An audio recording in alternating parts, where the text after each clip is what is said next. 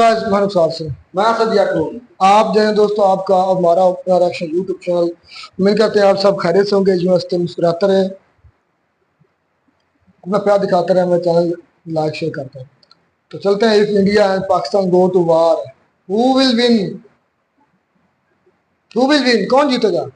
पता नहीं, सवाल किस बारे में लिखकर डाल दिया होगा। लॉन्ग साइड की वीडियो है और बड़ी लेंथ थी वीडियो, डिटेल्ड वीडियो। देखते हैं पहले वीडियो, मजा लेते हैं, फिर इस पर बात करते हैं।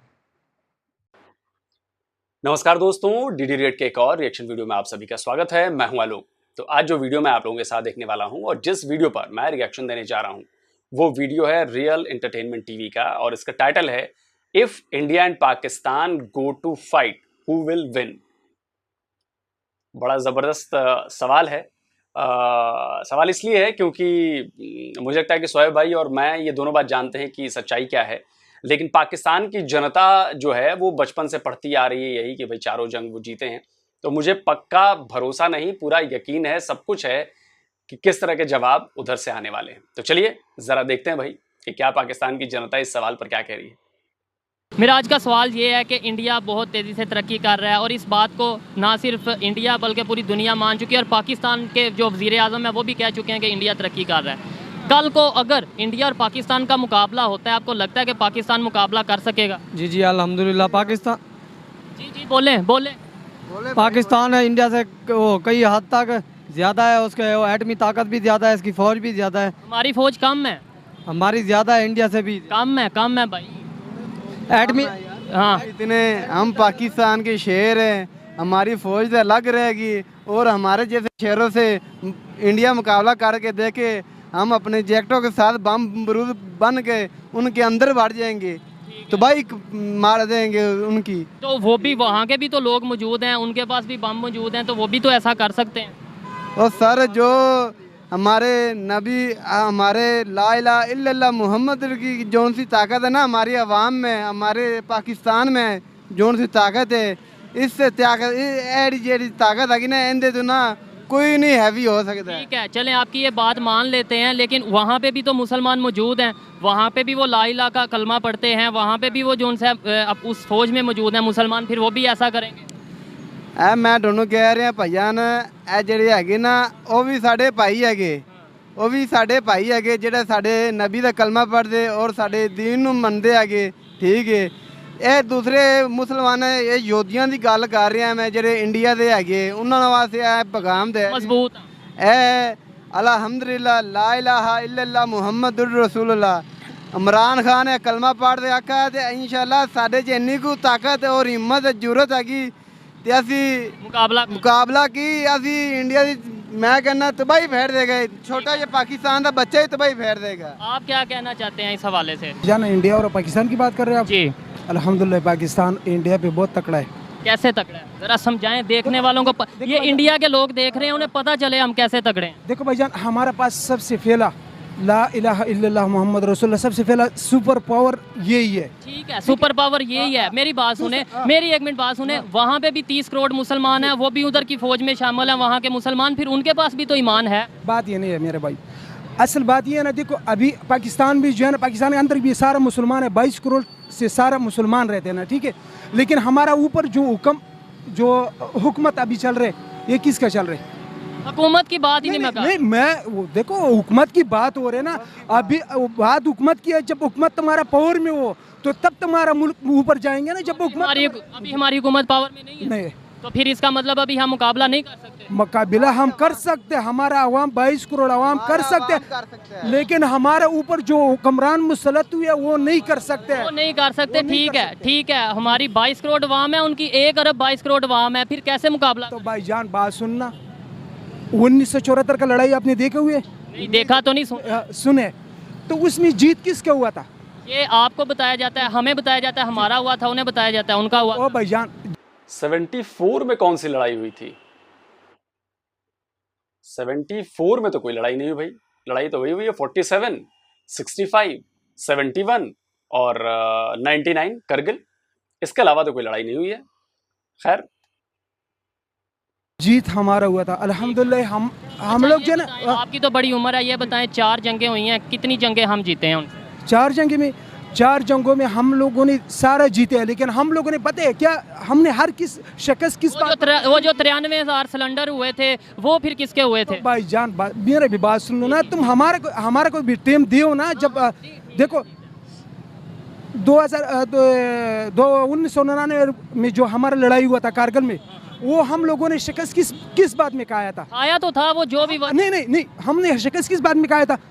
नवाज शरीफ की दौर था, ठीक है। मुशर्रफ हमारे जनरल थी, ठीक है। जब मुशर्रफ कारगिल में पहुंच गया, हमारा फौज जो है ना, हमारा पाक फौज कारगिल में पहुंच गया, कारगिल के जो मोर्चे था वो उसने कब्जा किया। बाद में हमारा हुक्मरान ने जो है ना उसको बोला चाहिए वापस हो जाओ। हमारा 240 फौजी शहीद हुआ था। तो वो किस जो भी वजह, आपकी बात मान लेता हूँ, जो भी वजह हम हार गए थे ना, जिस वजह हमारे हुक्मरान नहीं ठीक है। हमारा फौज तकड़ी है, हमारा हुक्मरान जो है ना बुज़दिल हुक्मरान हमारा पूरा नाफिज होते हैं। जब से हमारा हुक्मरान टेढ़ होना, तो इंशाल्लाह हम डट के मुकाबला करेंगे। ये हिंदी है, ये गैर मुस्लिम है, इसका ईमान नहीं है, ये क्या बेईमान लोग। चलो मैं अभी चैलेंज करता हूँ, मैं अभी चैलेंज करता हूँ, कोई भी गैर मुस्लिम लेके आओ, हमारा दाढ़ी चिट्टा है वो जवान लेके आओ, हम उसको शिकस्त देंगे। हम उसको ऐसी लिकार मार के गैर मुस्लिम को, चाहे वो पाकिस्तानी हो, चाहे वो इंडियन हो, चाहे वो इसराइल हो, कोई भी हो, हम उसकी लिकार मार के उसको हम बताते हैं चलो तुम रिकार को फार करवा दो। हम हालांकि हमारा दाढ़ी चीट है। देखा आपने ये भाई साहब क्या कह रहे हैं? इनको अपने मजहब के आगे और कुछ भी नजर नहीं आता। ये कह रहे हैं कि कोई भी गैर मुस्लिम हो, वो चाहे पाकिस्तानी ही क्यों ना हो। आप देखिए, ये जहन में बैठा हुआ है कि गैर मुस्लिम है, वो चाहे पाकिस्तानी ही हो, मेरी जूतों की नोक के नीचे रहेगा। आप इनकी बातों को देखिए, मैं अपनी तरफ से कोई बात नहीं कह रहा हूं।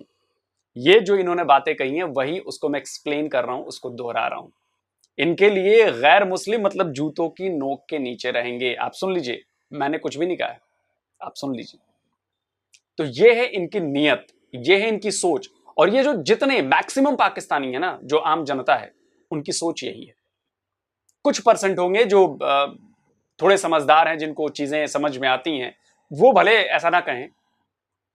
लेकिन मैं लगातार शोएब भाई की कई वीडियोस में फॉलो करता हूं। अभी उस पर भी देखा मैंने, उदयपुर वाले कांड पे भी इनके 2 वीडियोस मैंने देखे। उसमें भी लोगों की यही सोच थी, गैर इस्लामी।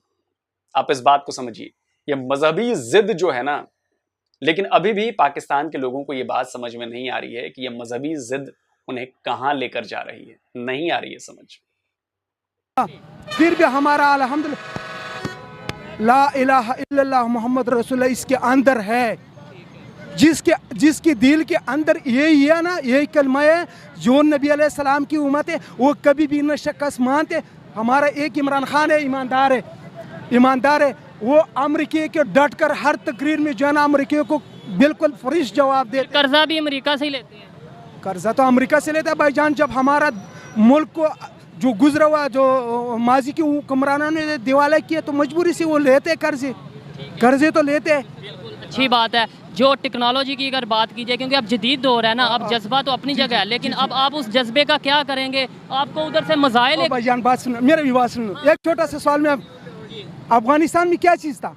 टेक्नोलॉजी था अफगानिस्तान में। अफगानिस्तान के पास एटम था, अफगानिस्तान के पास कोई जदीद हथियार थी और कलमे का ताकत था। तालिबान ने अमेरिकी सुपर पावर को, जो आज भी हम लोग मानते हैं, आज भी ये बैंड के लौड़ी जो है ना मानते हैं, ठीक है, ये बेगैरत हुक्मरान आज भी मानते हैं। जो हमारा हुक्मरान, इसकी बगैर हमारे क्या है वो नहीं होता है, जो सांस का जो सिस्टम है वो उसने लगाए हुए, इसके बगैर हमारा काम नहीं चलते।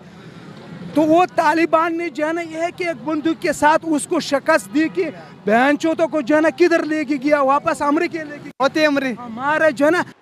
खैर देखिए, अब बात बात में गाली निकल रही है, बहन की गाली, माँ की गाली। खैर ये तो अपनी अपनी परवरिश का वो है। बाकी मैं कहूँगा कि अच्छा, मैं हमेशा इस बात को कहता हूँ कि लोग कहते हैं कि अफगानिस्तान में हमने शिकस्त दे दी। अरे क्या शिकस्त दी? अमेरिका वहां पे 20 साल रहा और अमेरिका छोड़ कर गया, तब तालिबान ने कब्जा किया। तालिबान ने कोई हरा के कब्जा नहीं किया। और लड़ाइयां तो चलती रहती हैं। अमेरिका चाहता तो वहां पे पड़ा रहता अगले 50 साल तक, लेकिन जो उसका काम था वो काम पूरा हो चुका था। वो उनको वहां से निकलना था, वो निकल गए। हाँ, ये अलग बात है कि वो निकले हड़बड़ी में सारी चीजें, लेकिन 20 साल तक तो उनको जो करना था उन्होंने किया ना। तो शिकस्त कैसे दी? शिकस्त होती है कि आमने सामने की लड़ाई हुई और 93,000 सरेंडर हो गए। तो हार इसको कहते हैं। अमेरिकी छोड़ कर गए वो 20 साल से वहीं पर थे। हराते तालिबान का जीतना तब होता जब वो अटैक करते तालिबान और सबको बंदी बना लेते और सरेंडर करवाते अमेरिकियों की, और उसके बाद तब वो जीत होती। तो खैर समझ ही नहीं है आप लोगों को, तो खैर क्या कह सकते हैं इसमें। हमारा हम यही सोचते हैं ये जो है ना, ये अमेरिका सुपर पावर है। मैं लिख कर दे देता हूँ, कोई भी गैर मुस्लिम, हमारा इधर का गैर मुस्लिम हमारा भाई है, लेकिन कोई भी गैर मुस्लिम आ जाए अभी हम उसको चैलेंज करवाता हूँ, चाहे वो पहलवान हो, मैं उसको चैलेंज कराता हूँ, उसको हम लिकार मार के, जो वो ये कलमा नहीं मानेंगे ना, चला इलाहा इल्लल्लाह मुहम्मद, उसको हम चैलेंज करते हैं कि आ जाओ तुम लकीर को पार करो। ये है पाकिस्तान के बुजुर्ग जो इतना जज्बा रखते हैं कि वो कहते हैं अगर हमारे पास कोई एटमी पावर नहीं भी हो तो भी हमारे पास ईमान का जज्बा है, जिसके साथ हम किसी भी फौज का, किसी भी ताकत का मुकाबला कर सकते हैं। आइए किसी और से बात करते हैं। अस्सलाम वालेकुम। अच्छा चलिए, अब मैं जवाब देता चलता हूँ। करगिल जंग की बात हो रही थी। करगिल जंग में भी तो भाई वही थे, कलमा, ईमान, ये वो फलाना ठिकना, जो भी जितनी भी ये बातें आप लोगों ने सुनी, मैं कुछ भी नहीं कहूँगा। आपके पाकिस्तानी सेना के एक अफसर रहे हैं, उन्होंने करगिल युद्ध के बारे में और आपके अपने ही जवानों के बारे में क्या कहा था, आइए सुनते हैं। और कितने फौजी उसमें मारे गए थे आपके, ये भी वो बता रहे हैं, वो भी सुन लीजिए। अजीब तरह का ये एक्सीलेंट ऑपरेशन था। मैंने तमाम कमांडिंग ऑफिसर से और तमाम ब्रिगेड कमांडरों से एक ही सवाल किया कि ये बताइए कि ये जो आप कर रहे हैं, जो जहां जा रहे हैं, what are the aims and objectives of this operation. मुझे किसी से इसका जवाब नहीं मिला। कह रहे हैं सिर्फ 270 कैजुअलिटीज हुई पाकिस्तानी फौज। नहीं, 1000 से जायद कैजुअलिटीज हुई हैं हमारी। 1000 से जायद कैजुअलिटीज हुई हैं। अगरचे इसका जितना भी डाटा है ये इन्होंने छुपा लिया है, बाद में इसको एक्सेस नहीं उससे मिल सकी। शायद लतीफ साहब के कोई आपको मकसद समझ आ रहा है कि किस मकसद के लिए कारगिल ऑपरेशन किया गया था? देखें जी, मैं समझता हूं ये क्लासिकल एग्जाम्पल है उन मिलिट्री ऑपरेशंस की कि जिनका ना सर है ना पांव है। ये कैसा ऑपरेशन है कि जिसके अंदर आपको एम्स एंड ऑब्जेक्टिव्स क्लियर नहीं है, क्योंकि मॉरली तो वो हाई ग्राउंड्स पे थे ना। आपने एलओसी क्रॉस की, आपने जाके उन पे अटैक कर दिया। अब अगर आप कहेंगे कि मैं इस पर भरोसा नहीं करता और फलाना और ठिकना, ये सब बेफजूल की बातें हैं। तो एक भाई साहब कह रहे थे कि ये चारों जंग हमने जीती है, सब जीती है। फिर उन्होंने कहा कि हाँ क्यों शिकस्त हो गई, एक जंग हारे हैं। तो चलिए 4 में से एक तो मान गए कि हारे हैं। पहले तो कह रहे थे, अपनी ही बातों में उलझ गए, अपनी ही बातों को काउंटर दे दिया उन्होंने। तो अब तो मान गए आप। तो चलिए भाई, अब आगे भी 3 जंगों के बारे में मेरे पास भी सबूत है ना। मैं तो सारे पाकिस्तानी सबूत लेकर आता हूं, मैं कोई भी हिंदुस्तानी सबूत लेकर नहीं आऊंगा। चारों जंगों पर अलग से वीडियो बना रखी है, सबके लिंक मैंने दे रखे हैं। और मैं तो हर एक पाकिस्तानी को ये ओपन चैलेंज देता हूं कि मेरे उन वीडियोस का काउंटर वीडियो बना दीजिए उसी फैक्ट्स के साथ, जिस तरह से फैक्ट्स मैंने दिए, तो मैं मान जाऊं आप लोगों को। तो चलिए आगे देखते हैं भाई। आपका नाम? साद खान। क्या करते हैं? मैं स्टूडेंट हूँ। ज़बरदस्त, बड़े हैंडसम भी हैं। मेरा आज का सवाल ये है कि अगर इंडिया और पाकिस्तान का मुकाबला हो जाता है, इंडिया जिस तरीके से तरक्की कर रहा है, मिसाइल आए दिन बना रहा है और इकॉनमी वाइज भी बहुत आगे जा रहा है, तो क्या मुकाबला अगर हो जाता है तो पाकिस्तान उसे मुकाबले का सामना कर सकेगा? जी बिल्कुल ज़रूर कर सकेगा। कैसे? क्योंकि हम एटमी ताकत हैं। तो वो इंडिया भी है, मगर ये है कि हमारे हौसले बुलंद हैं, हम कोई डरते तो नहीं है किसी से। वो तो अच्छी बात है, डरना चाहिए भी नहीं, लेकिन हौसले बुलंद हैं तो क्या इंडिया वालों के हौसले बुलंद नहीं है? उनके भी होंगे बुलंद, मगर बात पता क्या है, वो बेसिकली हैं हिंदू। और हिंदू घबराता है मुसलमान से। और आपकी इस बात से मैं एग्री तो नहीं करता, लेकिन फिर भी क्योंकि आपकी अपनी राय है और अच्छी राय होगी, लेकिन आपकी राय के मुताबिक ही बात कर लेते हैं कि मुसलमान है हम, हमारे पास ईमान है। हमारे यहाँ पे 25 करोड़ मुसलमान है पाकिस्तान में, वहाँ पे 30 करोड़ से भी शायद ज़्यादा मुसलमान है। फिर वो भी फौज में है, उधर भी तो ईमान होगा ना उनके पास। बिल्कुल है, क्यों नहीं है। तो फिर पाकिस्तान पर अल्लाह ताला का एक करम है, और अल्लाह ताला कभी भी नहीं चाहेगा कि जो मुस्लिम कंट्री है पाकिस्तान, उसके साथ कभी बुरा हो। और अल्लाह का शुक्र अभी बुरा नहीं हो रहा। जो भी हालात, हर जगह महंगाई है, पूरी दुनिया में महंगाई है, मगर ये बात नहीं कि हमारा पाकिस्तान इससे कोई डाउन हो जाएगा। अल्लाह ताला आज भी साथ है इस मुल्क के, गरीब जो भी है खा रहा है बैठा हुआ, कुछ जलील तो नहीं हो रहा कोई। कोई भूखा कोई नहीं मर रहा, अल्लाह ताला साथ है इस मुल्क के। आपको नहीं लगता कि ये चीज़ तो ठीक है, ईमान अच्छा है, होना भी चाहिए, इसके अलावा हमें प्रैक्टिकली भी वर्क करने की ज़रूरत है, प्रैक्टिकली भी अपने देखें। अगर यही बात है फिर हमने एटमी बम क्यों बनाया, हमने मिसाइल क्यों बनाए? हम इस ईमान पे रहते कि भाई ठीक है ईमान बहुत मजबूत है, अगर बनाया तो फिर किस वजह से बनाया? बस जाहिर है अगर हमने किसी को अपने मुल्क को, के कहते हैं, आगे शो भी तो करना है ना। अगर हमारे पास जितना टर्की वो एटमी ताकत नहीं है, वो जितना मर्जी बोल ले, मगर वो एटमी ताकत नहीं है। पाकिस्तान एटमी ताकत है, पाकिस्तान कम से कम किसी को मुंह तोड़ जवाब तो दे सकता ना। और मैंने ज़रूरी है हर चीज़ के लिए। यही बात जो आप कह रहे हैं ना कि हमारे पास तो एटमी वो है, पावर है, या बल्कि ईमान है, आपने कहा ईमान है, तो ईमान से अगर सिर्फ काम चलता हो तो हम नो डाउट, मैं ये नहीं कह रहा ईमान नहीं है या ईमान से काम नहीं चलता, ईमान बहुत अच्छी चीज़ है और ईमान पे ही पाकिस्तान कायम है। लेकिन अगर सिर्फ ईमान से ही काम चलता है तो फिर ये बताएं हमने एटम बम क्यों बनाए, मिसाइल क्यों बनाए? हम तब भी ये कह देते भाई ईमान है, बस ठीक है। ज़ाहिर अपनी हिफाजत तो अल्लाह ताला ने भी कहा ना कि अपनी हिफाजत ज़रूर करो, आयतुल कुर्सी ज़रूर पढ़ो, दुआ आप मेरे लिए करो, मगर अपनी हिफाजत इंसान ने खुद करनी है। अब ज़ाहिर है जब कोई चीज़ होगी तो उसी से हिफाजत होगी ना। बिल्कुल। आपको ये लगता है कि जब अगर कोई आमना सामना होगा तो हम आयतुल कुर्सी पढ़ेंगे और हम उनसे जीत इंशाल्लाह? इसी तरह 1965 की जंग में भी जीते थे हम और आगे भी जीते। 65 की जंग में अगर जीते थे तो इसके अलावा अगर 71 की बात की जाए, 61 की बात की जाए और दूसरी जो 4 जंगें हुई हैं उन चारों की बात की जाए, उनमें से कितनी जीते? हार जीत तो बिल्कुल होती है, बात वो आपकी ठीक है, मगर अभी भी जिस तरह उसने पिछले दिनों अभिनंदन ने जो आया है यहाँ पे पकड़ लिया, उसको कुछ कर तो नहीं सका ना बाद में इंडिया। बात ये कि हमारे मुल्क को अगर अच्छे हुक्मरान मिल जाए ना, इमरान खान जैसे, तो मुल्क हमारा तरक्की पे जा सकता है, मगर जब तक ये चोर डाकू रहेंगे नहीं मिलेगी तरक्की। बात सिर्फ ये है। बिल्कुल अच्छी बात की आपने। चलिए तो बात करते हैं अभिनंदन की। अच्छा, तो अभी आप कह रहे थे कि हिंदू ना मुसलमान से डरता है, तो शायद आप लोगों को अभिनंदन वाला केस तो पता ही होगा कि आपके विमान आ रहे थे, अभिनंदन अकेला 40 साल पुराने जहाज को लेकर पीछे चला गया, तो हिंदू तो डरता है ना, तो डरता तो पीछे क्यों जाता उसके, आपको खदेड़ता क्यों आपके विमानों को? ये तो हो गई पहली बात।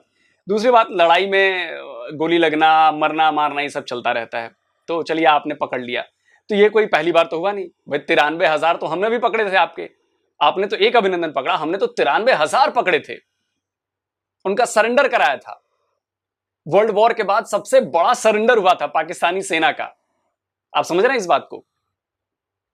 Before the Indian army can think about leaving Bangladesh, 93,000 Pakistani prisoners of war will have to be transported to India. 25,000 of them are here in the Dhaka cantonment getting ready to leave. दूसरी बात ये कि आपको शायद याद नहीं है, आपके फॉर्मर पाकिस्तानी एयरफोर्स के चीफ रहे हैं परवेज मेहदी कुरैशी, पढ़ लीजिएगा, जाके गूगल कर लीजिएगा मन करे तो सच्चाई जानने की। तो उन भाई साहब को 71 की वॉर में हमने शॉट डाउन किया था, 1.5 साल हमारे मेहमान बन के रहे थे, तो सुबह की चाय भी दे रहे थे, टी वॉज उनके लिए भी फैंटास्टिक थी, लंच भी दे रहे थे, ब्रेकफास्ट भी दे रहे थे, आफ्टरनून का अपना लंच भी दे रहे थे, डिनर भी दे रहे थे, तो हमने भी उनकी सेवा खूब आवभगत की थी।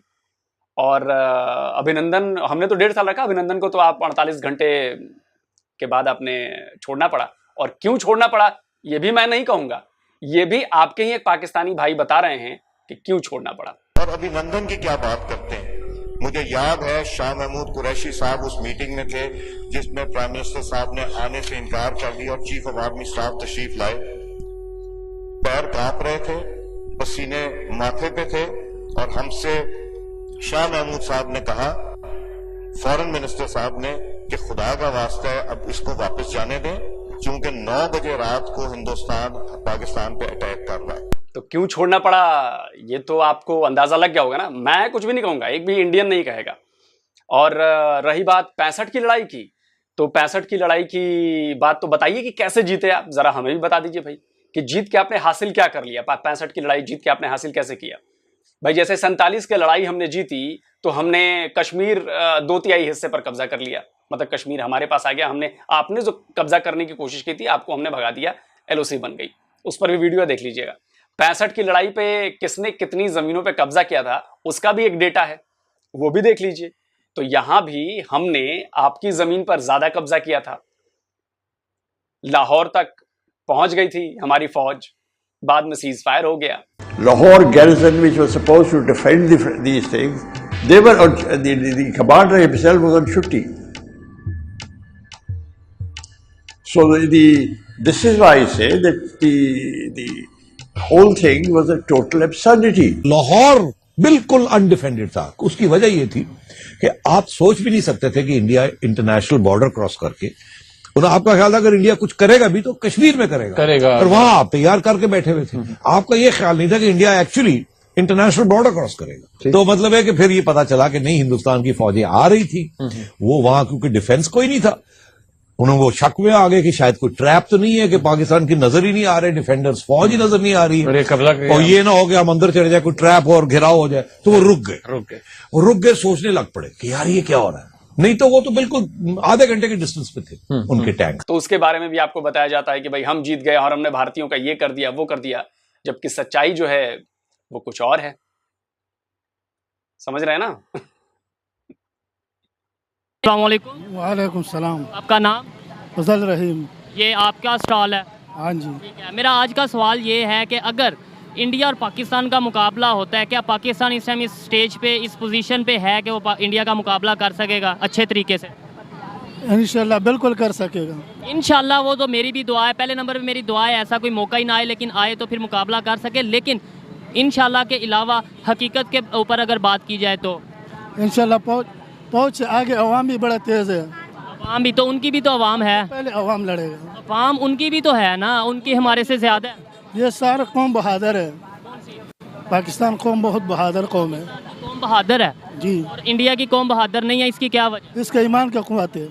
इधर मुसलमान रहते हैं इसलिए इधर मुसलमान रहते हैं, इसके साथ ईमान की कुव्वत होता है। तो मुसलमानों की अगर बात कर लेते हैं, इधर तो 25 करोड़ या 26 करोड़ अगर मुसलमान रहते हैं, वहाँ पे 30-32 करोड़ मुसलमान रहते हैं, वो भी वहाँ की फ़ौज में शामिल हैं। तो मुसलमान वहाँ भी हैं, मुसलमान यहाँ भी हैं, फिर उधर भी ईमान होगा। जंग बदर में कुफार कितना था? 33,000। मुसलमान कितना था? 3,000। वो सब के मुकाबले में 3,000 काफ़ी था। वो सब सारा भाग गया। जब वो बात ठीक है, मुसलमानों की बात पे आ जाते हैं तो मैं कह रहा हूँ इंडिया के पास भी तो मुसलमान मौजूद है ना। आपका बात सही है, उसका अपना जगह है वो, लेकिन उसके साथ भी ईमान है। अगर जो कमज़ोर ईमान वाला है ना, वो नहीं लड़ सकते। जो ईमान का मजबूत होता है ना, वो लड़ सकते हैं। ठीक है। आपको लगता है कि इस टाइम पाकिस्तान इस काबिल है कि अगर अल्लाह ना करे मुकाबला होता है या आमना सामना होता है तो वो उनके साथ मुंह तोड़ या उन्हें मुकाबले का जवाब दे सकेंगे? बिल्कुल दे सकते हैं इंशाल्लाह। बहुत शुक्रिया। वालेकुम अस्सलाम। आपका नाम? अब्दुल रहमान। क्या करते हैं? मैं सिक्योरिटी की ड्यूटी करता हूँ। सिक्योरिटी की ड्यूटी करते हैं। अच्छा, मेरा आज का सवाल ये है कि इंडिया जितनी तेज़ी से तरक्की कर रहा है, आपको पता है इस चीज़ का? जी अल्हम्दुलिल्लाह। बात मानते हैं कि इंडिया तरक्की कर रहा है? पता है। अच्छी बात है। देखें, कम से कम पाकिस्तानी मानते हैं कि इंडिया तरक्की कर रहा है। अब ये बताएं, जैसे वो तरक्की कर रहा है, कभी वो मिसाइल लॉन्च कर रहा है, इसी हफ्ते उसने 2 से 3 मिसाइल लॉन्च किए हैं और मतलब इकोनॉमिकली भी बहुत मजबूत है। कल को अगर कहीं मुकाबला हो जाता है इंडिया पाकिस्तान का, आपको लगता है कि पाकिस्तान मुकाबला कर पाएगा? जी जी इंशाल्लाह कर पाएगा, क्यों नहीं। कैसे कर पाएगा, वही तो मैं पूछ रहा हूँ कि जैसे आप खुद कह रहे हैं कि इंडिया बहुत तेज़ी से तरक्की कर रहा है, तो फिर कैसे हम उसका मुकाबला कर पाएंगे? भाई असल बात यह है कि ये तो बात पूछने वाली ही नहीं है। क्या बात? अल्हम्दुलिल्लाह हमारे पास ईमान का जज्बा है। ठीक है। इस्लाम है हमारे पास। अच्छा, सिर्फ मुसलमानों पास ईमान और जज्बा मुसलमानों पास सिर्फ मौजूद? बस अल्लाह ताला ने हमें ये जज्बा दिया है और इसी की वजह से वो डरते हैं। मुसलमानों पास ये जज्बा मौजूद है ना? अल्हम्दुलिल्लाह। तो मुसलमान तो इंडिया में भी हैं और इंडिया की फ़ौज में भी हैं, फिर वो भी आएंगे जज्बे के साथ। लेकिन नहीं, उनकी बुनियाद, उनकी मुल्क की बुनियाद कलमे पे नहीं है। अच्छा। हमारी अल्हम्दुलिल्लाह बुनियाद जो है ना, मुल्क की बुनियाद, वो कलमे पे है। और इंशाल्लाह हम कभी मौका आया, ऐसा मौका बना तो बताएंगे उनको। ठीक है। पहले जो 4 दफ़ा मौका बना था, उसमें आपको पता है कितनी दफ़ा हमने उन्हें बता सके या वो हमें बता सके? 4 दफ़ा जंग हुई है उनके साथ, आपको पता है कितनी दफ़ा हम जीते हैं? लेकिन उनको शर्मिंदगी हुई है। ठीक है। हर चीज़ होने के बावजूद वो शर्मिंदा रहे हैं, डरते हैं, आज भी डरते हैं वो हमारे? डरते हैं। आपको कैसे पता है? हमें इस बात का इल्म होना चाहिए कि कोई भी कौम है ना, जिसके पास ईमान का जज्बा है, चाहे दूसरी मुखालिफ कौम, उसके पास जितना भी हथियार हो, एटम बम हो, कोई भी चीज़ हो, वो दिली तौर पे डरते हैं। वो चले, पहले नंबर पे तो मैं आपकी इस बात से एग्री नहीं करता, लेकिन आपकी बात ठीक है, मान ही लेते हैं। तो आपने क्या मुसलमानों के पास जज्बा है, उनके पास नहीं है? नो डाउट मुसलमानों के पास बहुत जज्बा होता है, लेकिन उनके पास भी जज्बा होता है। चलें आपकी बात मान लेते हैं, उनके पास नहीं है, तो उनके पास मुसलमान फ़ौज मौजूद है। उनके पास 30 करोड़ जितने हमारे पास इधर मुसलमान पाकिस्तान में मौजूद हैं, शायद उससे ज़्यादा इंडिया में मौजूद हैं, और वो भी फिर फ़ौजी वहाँ पे आएंगे जज्बे के साथ। फिर हम क्या करेंगे? हम इंशाल्लाह उनका डट के मुकाबला करेंगे। आपको लगता है कर लेंगे मुकाबला? कर लेंगे इंशाल्लाह। आप कुछ कहना चाहेंगे कि इंडिया इतनी तेज़ी से अच्छा, पाकिस्तानी सेना के एक और अफसर रहे हैं तो ये डटकर मुकाबला और सामने वाली फौज डरती है, हिंदुस्तान की फौज डरती है, उस पर उन्होंने कुछ कहा था, जरा ये भी सुन लेते हैं। मुशर्रफ साहब बार बार कहते हैं कि ये फौजी कामयाबी थी जिसे सफारती और सियासी मुहाज पर नाकामी में बदल दिया गया। ये कामयाबी उस वक्त तक थी जब तक आपका दुश्मन की फौज से सामना नहीं हुआ था। ये कामयाबी उस वक्त तक थी जब तक आपका दुश्मन की फौज से सामना नहीं हुआ था। सुना आपने? मैं नहीं कह रहा हूं ये आपके पाकिस्तान की सेना के ही बंदे कह रहे हैं, मेरा इसमें कोई नहीं है। कोई अब आप कहेंगे कि वो गद्दार है, वो डरपोक है, वो हो सकता हो गैर हिंदू वो गैर मुस्लिम हो, सॉरी, लेकिन वो आप ही की सेना का है, मुस्लिम है, तब भी उसने ये बातें कही। समझ रहे हैं ना? चलिए आगे देखते हैं। की कर रहा है, कल को कहीं मुकाबला हो जाता है, आमना सामना हो जाता है, क्या पाकिस्तान उसको मतलब ये है कि सामना कर सकेगा? जी जी बिल्कुल सामना कर सकेगा। कैसे? हमारे पास मिसाइल ऐसे हैं जैसे इंडिया के पास ऐसे मिसाइल नहीं है। कौन से मिसाइल हैं? गौरी मिसाइल है और काफ़ी शहीन। पता है इंडिया आए दिन, अब इस हफ्ते के अंदर उसने 3 मिसाइल लॉन्च किए हैं। इंडिया तो आए दिन मिसाइल, इंडिया के जो मिसाइल हैं वो कामयाब मिसाइल नहीं है, जो हमारे पास मिसाइल वो कामयाब मिसाइल हैं। अच्छा। इतनी इंडिया चाहे कितनी भी तरक्की कर सके ना, हम उसका इतना मुकाबला डट कर करेंगे। हमारे पास इतने अच्छे अच्छे मिसाइल हैं और हमारे पास इतनी अच्छी फ़ौज है और दुनिया से 1 नंबर पे हमारी फ़ौज आ रही है। नहीं 1 नंबर पे नहीं आ रही, इंडिया की 3रे नंबर पे, हमारी 6वें 7वें नंबर पे है, शायद 8वें नंबर पे है, ये मुझे कंफर्म नहीं है, लेकिन इंडिया की 3रे पे और हमारी 6वें 7वें या 8वें नंबर पे है। ये तो सर इंडिया से बिल भी बेहतर है, हमारी फ़ौज बहुत अच्छी है। इंडिया की जो फ़ौज है वो बुज़दिल फ़ौज है हमारी। तो मैं भी ये कहता हूँ कि मैं भी अपनी 1965 में जब जंग हुई थी, हमारा अजीज भट्टी अकेला वो उनको BRP नेट जो है वो क्रॉस नहीं की थी उन्होंने, इंडिया की आर्मी ने। 1971 में जो 93,000 फौजी सिलेंडर हो गए थे, उसके अलावा जो 1999 में जंग हुई थी, या उसके अलावा 61 में जो जंग हुई थी, उसके बारे में क्या कहेंगे? पर उसके बारे तो मुझे पता नहीं है, 1965 के बारे में उसके बारे में नहीं पता। ये बताएं कौन सी ऐसी चीज़ है जिसके सर पे हम ये कह सकते हैं कि यार हमारे पास ये चीज़ है, हम इंडिया का मुकाबला कर सकेंगे? हमारे पास मिसाइल हैं इतने अच्छे अच्छे और हमारे पास उनके पास भी है, वो उनके पास भी हैं। हमारे पास जो फ़िज़ाई हैं वो भी हमारे अच्छे हैं। अब आपने मिसाइल की बात की है, उनके पास भी बड़े मिसाइल मौजूद हैं और दुनिया मानती है इस चीज़ को। मैं नहीं कह रहा, दुनिया कह रही है, हमारे PM साहब भी कह चुके हैं, इमरान खान साहब भी कह चुके हैं, तो फिर आप कैसे कह सकते हैं? सर वो जितने मर्जी मिसाइल बना लें, जो मर्जी बना लें, चीज़ बना लें, हमारे पास जज्बा है, क्यों हम जज्बा को लेके आगे बढ़ते हैं। ठीक है, अल्लाह अकबर और नारा अकबर, अल्लाह अकबर का नारा लगा के हम आगे बढ़ते हैं। ठीक है ना? उनके पास जज्बा नहीं है? उनके पास कहाँ जज्बा है? वो तो हिंदू लोग हैं, हम मुसलमान, हमारे पास जज्बा है, हम पीछे हटने वाले नहीं हैं, वो पीछे भाग जाते हैं। अब भागे थे वो पीछे? कोई आपको कोई 1965 की जंग देख लें। मैं वही कह रहा हूँ ना, 71 की जंग भी देखें, 99 की भी देखें, 61 की भी देखें। जी वो आपकी बात ठीक है, 1965 की जंग का मुझे पता है। अच्छा, उसका पता है। ये देखे, अजीज भट्टी देखे हैं हमारे। सोहेब भाई मैं एक चीज़ क्लियर करूँ, शायद 61 में तो कोई जंग नहीं हुई थी जहाँ तक मुझे याद है। 4 ही जंग हुई है, 47 की, 65 की, 71 की और 99 की। तो 61 में नहीं, 62 में हमारी जंग हुई थी चाइना से, तो 61 में तो मुझे नहीं लगता कि कोई जंग हुई थी। वो उनके टैंक आ रहे हैं। मैं भी पाक फौज से बहुत प्यार करता हूँ, मेरे मुल्क की शान है पाक फौज, लेकिन हकीकत को भी तो हमने देखना है ना कि उनकी फ़ौज कितनी तरक्की कर चुकी है और वो दुनिया के 3रे नंबर पे आ चुकी है। उस हवाले से हम कह रहे हैं हाली जज्बे से क्या करेंगे? हमारे पास जज्बा है, हम जज्बे को लेके आगे बढ़ेंगे। जी जी सर, बहुत शुक्रिया जी। जी तो दोस्तों ये थी आज की वीडियो। आपको वीडियो कैसी लगी मुझे कमेंट में ज़रूर बताइएगा। इस हवाले से जो मेरी राय है वो ये है कि देखें, इंडिया अगर तरक्की कर रहा है, पाकिस्तान अब इस चीज़ को ऐसा ऐसा मानने लग पड़ा है कि इंडिया ग्रो कर रहा है। ना सिर्फ पाकिस्तान की अवाम बल्कि हमारे अगर प्राइम मिनिस्टर्स की बात की जाए, वो भी इस चीज़ को तस्लीम करते हैं कि इंडिया बहुत तेज़ी से तरक्की कर रहा है। और अगर रही बात मुकाबले की, पहले नंबर पे तो मैं यही चाहूँगा कि ऐसा कोई टाइम ना आए, लेकिन अगर मुकाबले की बात हो तो मेरे ख्याल में अगर रियलिटी को देखा जाए तो इस टाइम जिस स्टेज पे हम हैं और जिस स्टेज पे इंडिया है, मुश्किल हो जाएगा, मुश्किल ही नहीं बहुत मुश्किल हो जाएगा पाकिस्तान के लिए इंडिया को फेस करना। और अगर हम चाहते हैं कि ना सिर्फ इंडिया, किसी भी कंट्री के साथ अगर हमारा मुकाबला होता है तो हम अपने आप को स्ट्रांग रखें और दिफा कर सकें, तो हमें चाहिए हम भी ग्रो करें और बहुत ज़्यादा जो से अपनी टेक्नोलॉजी पे वर्क करें। और सबसे ज़्यादा क्योंकि अब आगे जो अगर कोई जंग होगी, कोई वार होगी, तो वो होगी इकॉनमी की, तो हम अपनी इकॉनमी को स्ट्रांग करें। ये मेरी राय थी, आप इसे एग्री भी कर सकते हैं, डिसएग्री भी कर सकते हैं। आज की वीडियो कैसी लगी मुझे कमेंट में ज़रूर बताइएगा। मिलते हैं नेक्स्ट वीडियो में, तब तक के लिए पीस आउट, अल्लाह हाफिज़। तो चलिए दोस्तों, वीडियो खत्म हो गया है और शोएब भाई की बात से मैं भी समर्थन करता हूं कि भाई लड़ाई नहीं होनी चाहिए। लड़ाई किसी भी समस्या का हल नहीं है, लेकिन क्या करें, लड़ाइयां तो हो जाती हैं। और भारत पाकिस्तान के मामले में तो आप सबको पता है कि भारत ने कभी पहल नहीं की। इसके पहले भी एक वीडियो मैंने दिखाया था जिसमें वहीं के एयरफोर्स के पूर्व चीफ रहे हैं असगर खान, उन्होंने साफ साफ कहा था कि भारत ने किसी भी जंग की शुरुआत नहीं की, हर बार पाकिस्तान ने शुरुआत की। तो पहली बात तो यही है कि भाई पाकिस्तान की तरफ से ही हर बार जंग की पहल हुई, तो सारा दोष तो भाई पाकिस्तान को ही जाता है। और ये आप बात माने या ना माने ये अलग है, लेकिन सच्चाई तो सच्चाई रहेगी, वो झूठ नहीं हो सकती। और ये मैं नहीं कह रहा, वो आपके यहाँ के लोग कह रहे हैं। ये तो होगी पहली बात। दूसरी बात की बात हुई सन 1965 की लड़ाई की। तो 65 की लड़ाई में क्या हुआ था, वो आप ही के एयरफोर्स के एक और चीफ रहे हैं, शायद नूर खान रहे हैं, शायद नूर खान ने क्या कहा था, और एक आध हिस्टोरियन आपके यहाँ के हैं पाकिस्तान के, 65 के वॉर के बारे में उन्होंने क्या कहा था, सुन लीजिए जरा।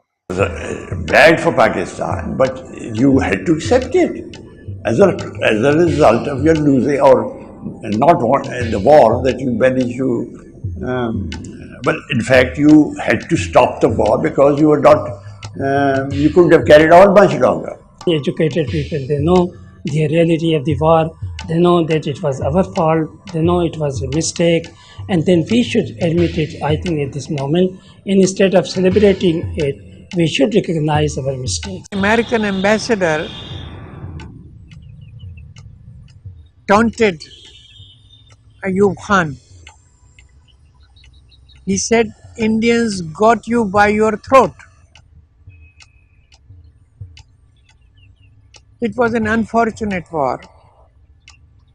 It should not have been. अगर आपको अभी भी शक हो तो 65 की लड़ाई पर विस्तार से वीडियो बनाया है, उसका लिंक मैंने नीचे डिस्क्रिप्शन बॉक्स में दे दिया है। चारों लड़ाइयों पर वहां पर जाइए, देखिए, एक भी हिंदुस्तानी सबूत मैंने नहीं दिया है। उसमें पाकिस्तान के एयरफोर्स, आर्मी, नेवी के लोग हैं, उसमें ISI के लोग हैं, उसमें आपके ही जनरल्स द्वारा लिखी गई किताबों का रेफरेंस दिया हुआ है कि किताबों में क्या लिखा गया है। तो आप लोग विस्तार से पढ़ सकते हैं। और फिर एक बार कहूंगा कि अगर आप लोगों को उन सबूतों पर भरोसा ना हो तो प्लीज आप मुझे काउंटर करें विद फैक्ट्स। ये हवा हवाई जज्बा है, और ये जज्बे से लड़ाई नहीं होती है। लड़ाई होती है प्लानिंग से, लड़ाई होती है हथियारों से, और जज्बा उसका एक सबसे निचले पायदान पर है कि जज्बा लड़ने का है। तो जज्बा तो मैं आपको बताऊं तो अब्दुल हमीद को भी आप देख लेना, याद कर लेना, पढ़ लेना कि अब्दुल हमीद ने क्या किया था। तो ऐसा मत कहिए। और उसके अलावा जो भारतीय फौज है हमारी, उसने क्या क्या किया है ये तो किसी से छुपा नहीं है। और रही बात कि चारों लड़ाइयां किसने जीती हैं, तो मैं अपने मुंह से क्या कहूं, कुछ पाकिस्तानी हैं और कुछ विदेशी हैं, उनकी ही जबानी सुन लीजिए कि चारों लड़ाइयां जो थी वो किसने जीती। इन्होंने कतर की जंग हारी, आपने पूछा उनसे कि आपने कतर की जंग हारी, 65 में फेक जो है विक्ट्री डिक्लेयर की, वो पूछा आपने। इन्होंने सियाचिन हारा, आपने पूछा उनसे। इन्होंने कारगिल हारा, आपने पूछा किसको उनसे। कह रहे हैं कि पूछा? 6-7 साल पुराना इलेक्ट्रॉनिक मीडिया खाली। मैं अभी भी वक्त है। The Pakistani army has lost every war it's fought with India, from the original war in 1947 until the latest war in 1999. 65 की जीती नहीं थी जी। 65 की जंग अगर आप जनरल मूसा खान साहब की किताब देख लें तो उससे मालूम होता है कि 14 दिन के अंदर अंदर हमारा सारा जखीरा खत्म हो गया था। और फिर उसके बाद हमने दोस्त मुल्कों से अपील की कि आप जंगबंदी के लिए कुछ कर दीजिए, चुनाचे हमने तमाम जंगें हारी हैं। जंग जीती या हारी? नहीं, ये जंग जीती तो नहीं, क्योंकि जो आपका मकसद था कश्मीर लेना वो तो हुआ नहीं, जंग छिड़ गई। और फिर इसके ऊपर फिर ताशकंद जाना पड़ा और वहां जाके एक पीस ट्रीटी या एक ट्रीटी साइन करनी पड़ी। Musharraf requested, Nawaz Sharif he requested कि जी आप जाएं अमेरिका जाएं और इंटरवीन करवाएं, इसको क्लिंटन से इंटरवीन करवाएं। और जो ही वो चले गए, इसने एकदम शुरू कर दिया ये प्रोपेगेंडा कि हम तो जीत रहे थे, अब ये चला गया, हमें वहां जाके एक्सेप्ट कर लेगा। सुन लिया आपने। खैर, आपको भरोसा नहीं होगा, आपकी किताबों में यही पढ़ाया जाता है, अच्छी बात है, उसमें मुझे कोई इनकार नहीं है। पाकिस्तान है, जो करना चाहे वो करे, लेकिन कम से कम सच्चाई से रूबरू होना चाहिए। आप ही के लोग जो बोल रहे हैं उन्हें सोचना चाहिए, समझना चाहिए, उनसे सीखना चाहिए। गलती मानने से कोई छोटा नहीं हो जाता, गलती मानकर उसे ठीक करने से ही आदमी ठीक होता है, देश ठीक होता है। रही बात लड़ाई की, तो पिछली 4 लड़ाइयों का हश्र आप देख चुके हैं। और अब तो भारत की इकोनॉमिक जो पावर है वो बहुत ज्यादा बढ़ चुकी है। भारत डिफेंस सेक्टर में कहां जा चुका है ये भी आप सबको पता है। तो ये गैप जो है वो बहुत ज़्यादा बढ़ गया है। हमारा बजट है 77-76 बिलियन डॉलर्स का, आपका बजट है 12, 13, 14, 15 बिलियन डॉलर्स का। तो समझ रहे हैं ना। तो हालातों को देखते हुए समझिए कि कौन जीत सकता है। और भारत के सामने तो हाल फिलहाल चाइना भी बेचारा पीछे ही है। चाइना भी 2 साल से बड़ा कोशिश कर रहा है कि लड़ लें, लेकिन लड़ नहीं पा रहा है। तो चलिए, तो भाई मैं भी ये कहूँगा कि लड़ाई ना हो। और खैर सोहेब भाई कहते हैं कि पॉजिटिविटी फैला रहे हैं, अच्छी बात है। लेकिन सोहेब भाई आप अपना भी ख्याल रखिए, ऐसे काउंटर करेंगे तो लोग वहाँ पे हो सकता है भड़क जाएं। तो मेरी यही सलाह है कि ज़्यादा इस तरह की चीज़ें, सेंटिमेंट्स को मत उनके सामने पेश कीजिए, नहीं तो पता चले कि आपके साथ कुछ हो जाए, तो ये हम बिल्कुल नहीं चाहते। तो उम्मीद है कि आप मेरी बातों को समझेंगे कि मैं ये क्यों कह रहा हूँ। तो जल्दी हाजिर होता हूँ एक और नए वीडियो के साथ। नमस्कार, जय हिंद।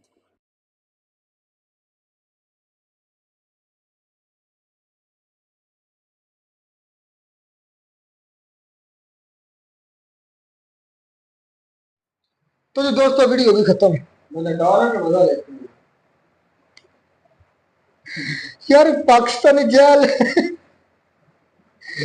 यार ये जो सारी बातें ना, इस पर कभी फिर एक मेरा इस पर ना दिल करता है, इस वीडियो पर ना सारे जितने हमारे इस एरिया के लोग हैं ना, या मेरे साथ जो काम करते रहे, जिसमें वकास भाई है, डॉक्टर मोतजा साहब है, गुलजार भाई हैं, अपना यकूब भाई, उसको भी बुला लेंगे कहीं से अगर मिल गया तो, असलम भाई है, रहमतुल्लाह, ये सारे मेरा दिल करता है इनको इकट्ठा करना, इस वीडियो पर लेंथी रिएक्शन होना चाहिए। मजा नहीं आएगा, 2 का नहीं मजा आएगा। असद भाई को तो चले मैंने दिखा दिया सारी बातें, नहीं दिखा नहीं दिया। असद भाई इतना मतलब मानने वाला है नहीं, जो मर्जी हो जाए। यार वो बात देखो, हर चीज ना आप अपने मुल्क में रहते हैं, आप चाहते हैं कि इस वीडियो पर दोबारा रिएक्शन इन तमाम लोगों के साथ। यार डॉक्टर मुतला, अपना गुजार भाई, वकास भाई, अपना यकूब, चले एक आधे घंटे के लिए तो कहूंगा, ये घंटे के लिए आप 1 घंटा टाइम हम दे, वो घंटा लगे इस वीडियो। मेरी बात सुनो, हर चीज के ना इफेक्ट्स होते हैं। अगर ये वार होती है तो इसका ये मतलब बिल्कुल यार वार छोड़ो, मुझे पहले पाकिस्तान की बातें बताओ यार, क्या मजेदार जो नॉलेज नहीं है, नॉलेज नहीं है, लॉजिक नहीं है, यकीन कर दे। मनोअन मतलब मनोअन का मतलब ये है कि सेम टू सेम यही हमारे जवाब हुआ करते थे, होते थे ना सर भाई। जब मैं खास करके जब मैं वीडियो नहीं देखता था, जब मैं रिएक्शन पर नहीं बैठता था, इस पर बात नहीं क्यों नहीं कर रहा, क्योंकि इस वक्त जो हाल फौज है ना मेरे भाई, उससे अवाम खुश नहीं है। हमेशा आप खुश, वो तो फौज के साथ खड़ी सारी अवाम छोड़ यार। मैं हकीकत कहता हूँ, कंट्री की फौज उसी की लड़ती है जिसके साथ अवाम की सपोर्ट होती है, ये हकीकत है। कभी भी फौज अकेले नहीं लड़ सकती। पाकिस्तानी कह रहे हैं, आर्मी लग रहा है कि भाई हम बम बन, वो पंजाबी जो बोला भाई, असी बम बन के थले वड़ जावांगे, असी उड़ा देंगे, असी तहस नहस कर देंगे, फिर जो भी आया भाई हम तो हार ही नहीं सकते। हम उन्होंने कहा कि जो मर्जी हो जाए, इंडिया के पास जितना मर्जी जदीद असला आ जाए, इंडिया के पास जितनी मर्जी मिसाइल आ जाए, हमारा सबसे ऊपर क्या है? अरे भाई क्या है सबसे ऊपर? ईमान का जज्बा है, हम जज्बे वाली कौम। वो बात अच्छा, मुझे इसी बात पर मैं आपको जस्टिफिकेशन देता हूँ, सफाई कर देता हूँ लोगों की। आपके पास ईमान का जज्बा है, आप मुसलमान हैं, कौन सी हरकत है जो आप मुसलमानों वाली?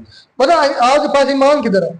किधर है? पहली बात ये, नो डाउट ईमान का जज्बा होता है, बहुत बड़ा जज्बा होता है ये, और ये उन लोगों के पास होता है जो मुकम्मल दीन पर चलने वाले लोग हैं। ईमान के जज्बे की बात की जाए तो मैं अब मिसालें शुरू कर दूं तो खत्म नहीं होगी। नहीं, हम पहली बात ये तो हमारे हैरान भी है अभी तक और परेशान हूं, जज्बा ईमान हमारे अंदर था है ही नहीं, अब था कि बेशक बात हमारे अंदर ईमान नहीं है। नो डाउट ईमान का जज्बा बहुत बड़ा होता है, ईमान में ताकत, अपनी ईमान की एक ताकत होती है। मैं हमेशा वीडियो में कहता हूँ ना, जब आप आर्मी पाकिस्तान आर्मी की बात करते हैं गुस्सा में क्यों नहीं आता, मैं हमेशा कहता हूँ कि आपने पहले मौत का खौफ निकलना चाहिए, और वो कब निकलता है? जब आप में ईमान की ताकत होगी, आप खुद ठीक हो जाएंगे। मतलब तो उस वक्त एक शुएब भाई भी है, शुएब भाई भी आए थे, सारे 53 लोगों के पास गया हुआ था, वो कह रहा था इंडियन यहूदी। अब उनको ये नहीं पता कि इंडिया में तो यहूदी नहीं है। इंडियन यहूदियों को हम सबक सिखा देंगे, हम तबाही फेर देंगे, हम बम बांध कर खुद चले जाएंगे, इतना भी कहा होगा भाई हमारे अंदर सबसे बड़ी एक पठान गलम गलोच भी हो गया। हमने अमेरिकन को ये कर दिया, भाई अमेरिकन ने आपके छातियों पर, अफगानियों की छातियों पर 20 साल मुंग दली है। सुकून से नहीं बैठे, ये बात सुकून से कैसे भाई अपने मकासद में, जब उनको पता चला कब हमारे इधर रहने का फायदा कोई नहीं है, उन्होंने 20 साल ठोक के रखा, छिप गए थे बिलों में, जिस तरह सांप छिपते हैं, बिच्छू छिपते हैं, छिप गए थे बिलों में। वो तो उनकी मजबूरी थी, आपको भी पता है कि वो मुल्क कितना सता और कितनी फौज यहाँ पर आई। तो ये बात तो ना करे कि हमने अमेरिकन को हराया है यार, उनके कहने का मकसद ये था कि हमने आखिरकार, अच्छा इस पर भी वो पाकिस्तान का शुक्र नहीं अदा करेंगे, अफगानी इमरान खान साहब का शुक्र नहीं अदा करेंगे। चलो डायलॉग के जरिए कुछ हुआ, वो वापस चले गए, चलो अपनी मर्जी से गए, जैसे भी गए, कोई मुल्क आया आगे इस डायलॉग को हल करने के लिए। लास्ट में जब यहाँ के एक इंसान को अकल आई तो वही आगे आया ना कि चलो ये भी मुसलमान भाई है हमारे। अच्छा, एक जो मेन टॉपिक था, बाकी जितने सबूत आलोक सर ने दे दिए हैं, हमारी तो अब बात करने का कोई, मैं कहता हूँ, जवाब नहीं बचता। अच्छा, यहाँ पर जितने भी लोगों ने इंटरव्यू दिए ना, मुझे उनसे एक ही सवाल है, उनके जवाब से मुझे एक ही चीज, मैं अब नाम भी गिनवा देता, इशफाक खान का इंटरव्यू था, उसके अंदर था नजम सेठी का भी था, उसके अंदर वो यार क्या नाम, शाद लतीफ, एक बात का जवाब दे मुझे, शाद लतीफ का था अपना, उसके बाद नजम सेठी का था। मैं आपकी बात सुन रहा हूँ भाई सर, एक CIA का भी एक बंदा था, उसका बरूस। जब पाकिस्तान इंडिया की क्रॉस बाउंड्री खींची गई, क्या आज पाकिस्तान उस बाउंड्री से आगे बैठा है या इंडिया उस बाउंड्री से पाकिस्तान की तरफ बैठा है? कहाँ पर है बाउंड्री? अपनी जगह पर ही है, अपनी जगह सिर्फ कश्मीर के मामले पर है। जंग कैसे जीत गया, पता कैसे चला कि ये मुल्क पाकिस्तान ने जंग, मैं बताता हूँ कैसे, मैं इसको उस इलाके पर वो काबज नहीं वापस क्यों किया? असद भाई इसमें बातें कुछ समझा करें। जंग जीतने का मकसद सिर्फ इलाकों को कब्जा लेना नहीं होता, जंग जीतने का मकसद ये भी होता है कि आप सामने वाले के हमले को नाकाम कर दें। पाकिस्तान ने हमला किया, इंडिया ने उसको डिफेंड कर दिया, कारगिल की सबसे बड़ी मिसाल, पाकिस्तान ने हमला किया। अच्छा, इस बात पर मैं उस भाई को बिल्कुल ठीक कहूंगा कि वाकई में अगर पीछे से पॉलिटिशियन ना खींचते तो ये जंग कभी ना खत्म होती। कारगिल वाली जंग की मैं बात कर रहा हूँ, पॉलिटिशियन ने साथ छोड़ा, रोका, हर चीज का अख्तियार अपने पास लिया, तब ये जंग रोकी गई मेरे भाई। अच्छा, इसका रिजल्ट क्या है? किसी को असद भाई आप देखें, सारी जंगें हमारे हमने स्टार्ट की। मैं यकीन मानो इस हार जीत पर यकीन करता। क्यों?